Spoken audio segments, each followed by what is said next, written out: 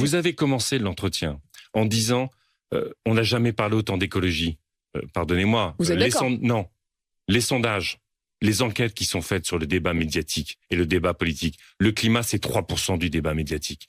Donc on ne peut pas dire qu'on a parlé du climat dans cette campagne. Les préoccupations des Français, ça arrive en 6e position. Je suis parfaitement d'accord. Dans les préoccupations des Français.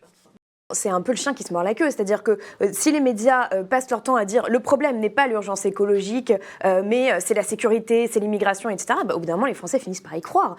Donc je pense qu'il y a aussi une responsabilité des médias là-dedans, mais en réalité, quand on regarde les études d'opinion, 82% des Français appellent à des mesures fortes face à l'urgence écologique et qu'ils sont prêts à faire des efforts pour ça, à condition qu'ils soient bien répartis. Et c'est tout l'enjeu dans lequel on est aujourd'hui. C'est-à-dire que quand on parle de faire face à l'urgence écologique, on ne peut pas le faire sans justice sociale.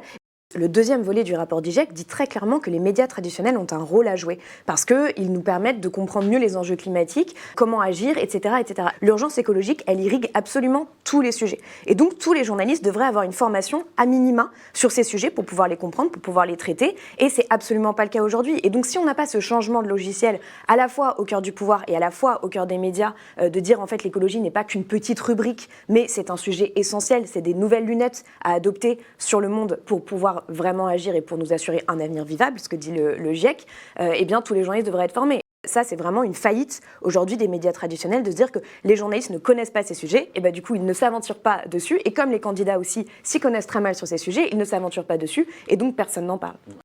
Il y a un problème quantitatif et il y a un problème qualitatif. C'est-à-dire que la plupart du temps, les journalistes ne vont pas remettre en contexte, par exemple, un événement type catastrophe naturelle ou vont parler de douceur hivernale en disant que les Français vont acheter des glaces et que c'est merveilleux, etc.